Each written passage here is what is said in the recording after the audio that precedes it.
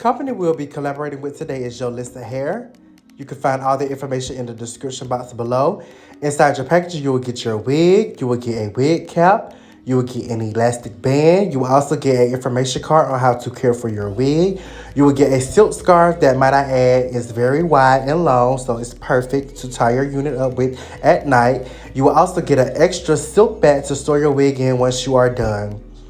The wig they sent over is a 30-inch large cap size, 200% density, 13 by 4, 613 lace front wig. The wig comes with 3 combs in the inside and an adjustable strap in the back. The frontal is a full 13 by 4 frontal. The lace is transparent and it came perfectly pre-plucked. Perfect.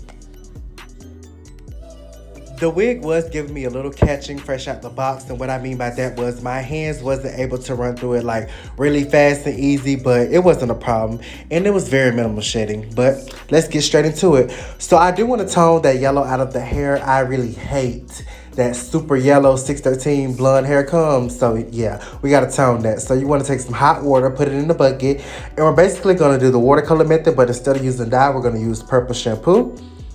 So you want to mix that thoroughly. You don't want to have any lumps or clumps.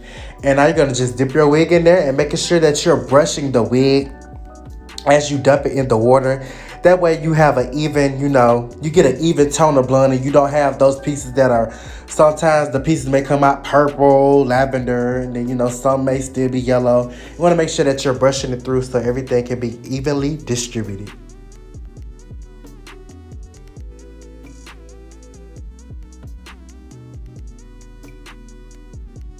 And after 2 rounds of using that purple shampoo with the hot water, we have this like perfect like pearl white blonde color. I am loving it. Get into that hairline, y'all. I didn't pluck a single thing. Like when I tell you I didn't pluck nothing, I didn't pluck nothing at all. This came pre-plucked to a T. And that is what I love for, especially for my beginners. They don't want to have wigs that they got to do so much stuff to. They really rather have a wig that you can take out the box and just get to it, y'all. But look at that hair though. Loving it. So now let's get into this install. So today I'm using the Ruby Kisses RDF level 11, using the lightest shade in there. And we're just going to put that all over the cap.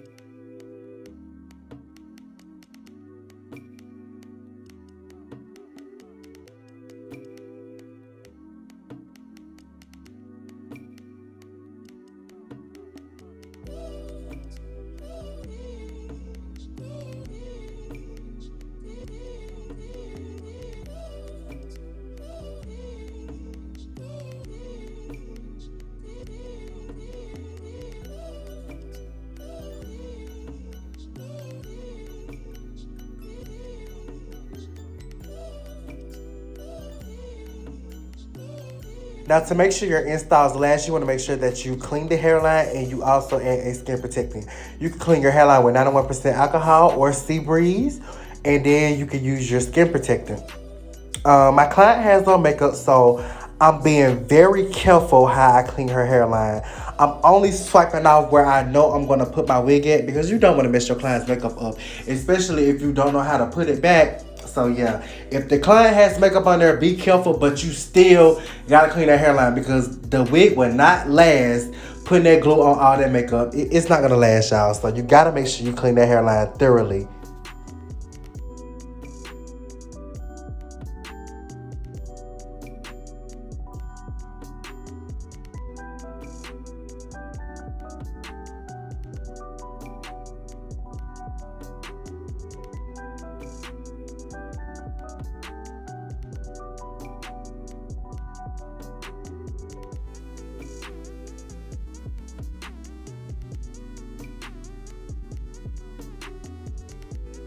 Y'all already know what gang got rep. The whole gang to the fullest, period.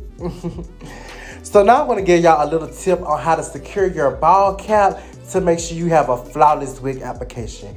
Your ball cap needs to be melted so your wig can look melted.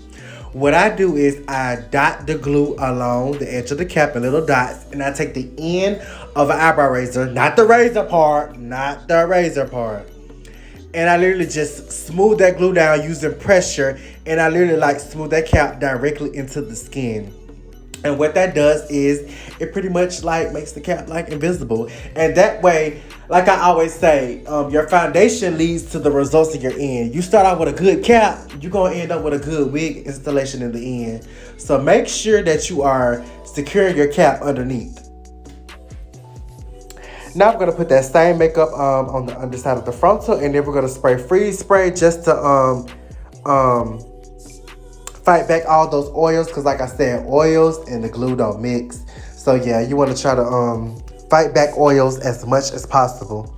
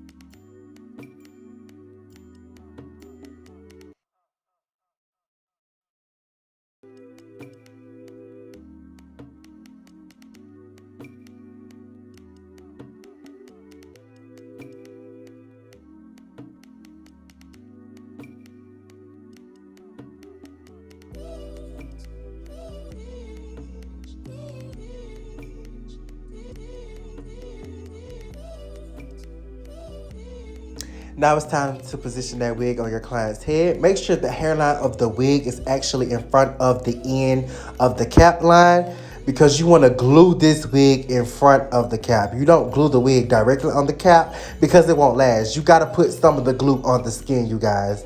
You can't just put glue on the cap and expect it to last. You need to glue it to your skin. So once you get it adjusted and everything, you want to make sure your client is holding everything in place while you secure the back and cut out the ear tabs. But let's take a moment for my model in this beautiful color she is rocking. I love it. Love it, love it, love it.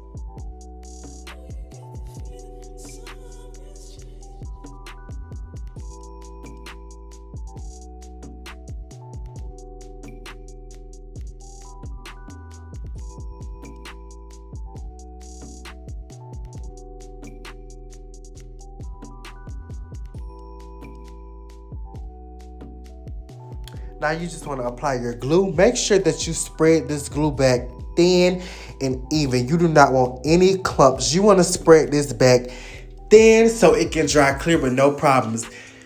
I think sometimes you all have a problem with, I know sometimes you be like, the glue turned white on you or whatnot. You're not smoothing it back enough and or either you're not letting the glue dry. You cannot apply your wig. You see how the glue is white right now?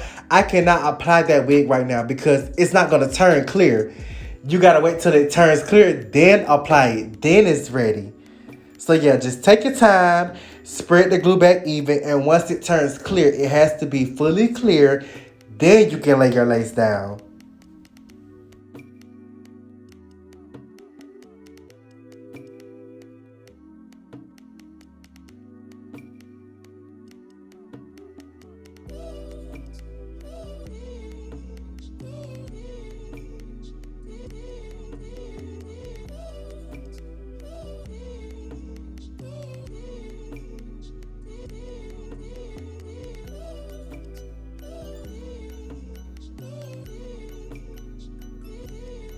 After our fourth layer is dry, you're going to go ahead and let that lace down. I'm going to use my blow dryer on high heat in the teeth of the comb to help smooth that wig into her skin. And then once we get done blow drying it where I feel like it's secured enough, I'm going to tie it down with the elastic band.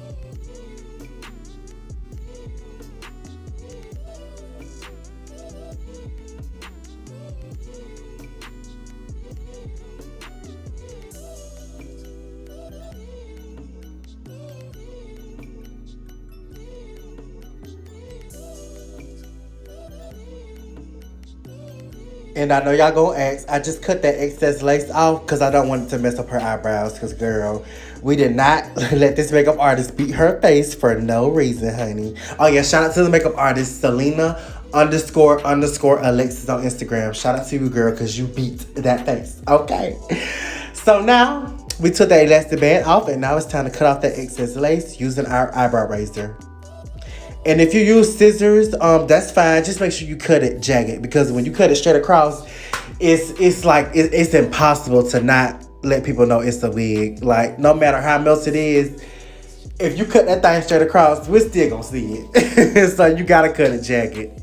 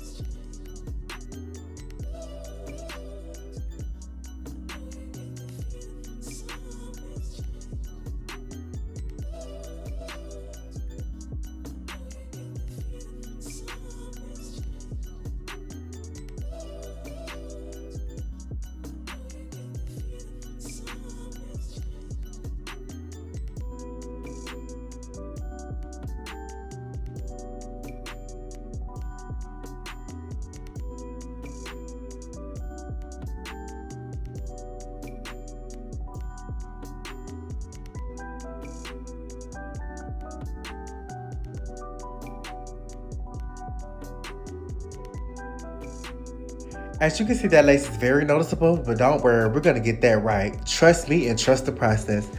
So now I'm parting out her baby hairs. We're gonna do a full hairline of baby hairs, and I'm gonna braid those to get them out the way. And then we're gonna hairspray the hairline and then tie it down with the elastic band.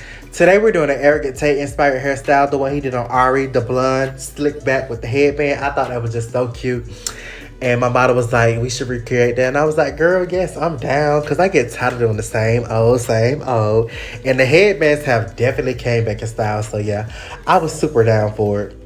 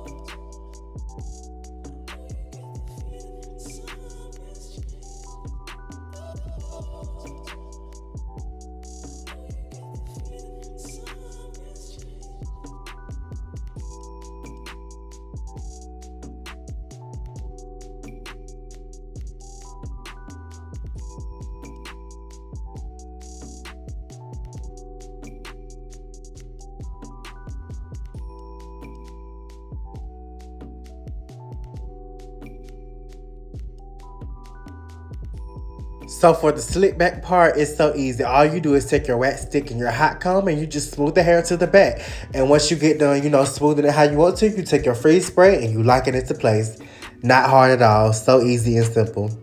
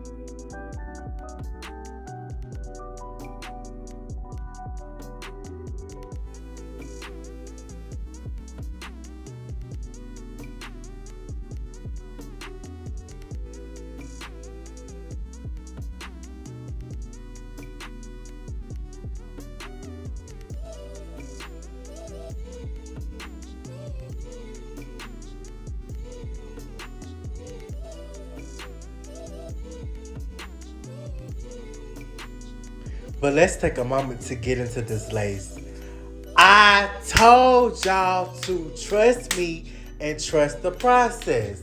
Stop playing with me, okay?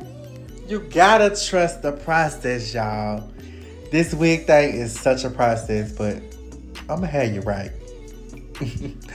So after that, we're just gonna comb those braids out, and then we're gonna cut those baby hairs down using an eyebrow razor. And then we're gonna take our mousse and start swooping them into place. And don't mind me, I was just having a little moment there because I need y'all to really just stop playing with me. Just stop playing with me and give me my credit, okay?